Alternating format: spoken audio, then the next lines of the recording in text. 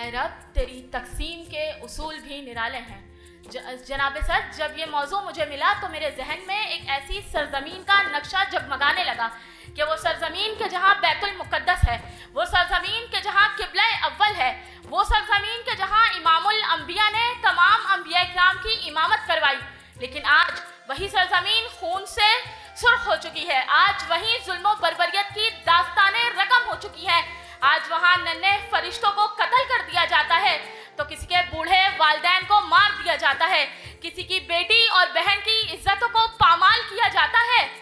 تو کہیں کسی کے بھائی کے سینے میں گولیاں اتار دی جاتی ہیں، کسی کے خاندانوں کو ختم کر دیا جاتا ہے، تو کہیں ہنستے بستے گھروں کو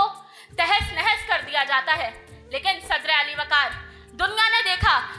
دیکھا کہ کس طرح فلسطینی ظالم سے بغاوت کرتے ہوئے ظلم کے آگے ڈٹ کر کھڑے ہو گئے اور جبر ناروا سے مفہومت کو ٹکرا کر سر بکف ہو کر بلاؤں سے لڑ پڑے،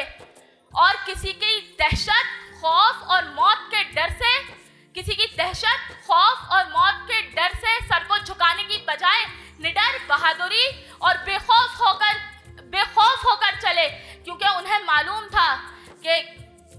کچھ نہ کہنے سے بھی چھن جاتا ہے اعجاز سخن، کچھ نہ کہنے سے بھی چھن جاتا ہے اعجاز سخن، ظلم سہنے سے بھی ظالم کی مدد ہوتی ہے۔ تو مجھے کہنا پڑتا ہے اے رب تیری تقسیم کے اصول بھی نرالے ہیں، اور وہیں میں دوسری طرف دیکھتی ہوں کہ کوئی امیر اپنی امیری کے نشے میں دھت اپنی شادیوں میں قارون کا خزانہ لٹاتا ہوا نظر آتا ہے، تو کہیں ایک غریب کی مزدوری دینے تک کے لیے اس کو رلا دیتا ہے۔ یہاں ایوانوں میں تو منو سلوہ اترتا ہے، لیکن ایک غریب کا بچہ 2 وقت کی روٹی کھانے کو ترستا ہے۔ یہاں قلم بکتا ہے، ادب بکتا ہے، صحافت بکتی ہے، بچوں کا بھول پن بکتا ہے، گویا کہ 2 بوری آٹے کے عوض انسان بکتا ہے۔ تو مجھے یہ کہنا پڑتا ہے اے رب تیری تقسیم کے اصول بھی نرالے ہیں۔ وہ جس کا ایک ہی بچہ ہو بھوکا 8 پہروں سے، وہ جس کا ایک ہی بچہ ہو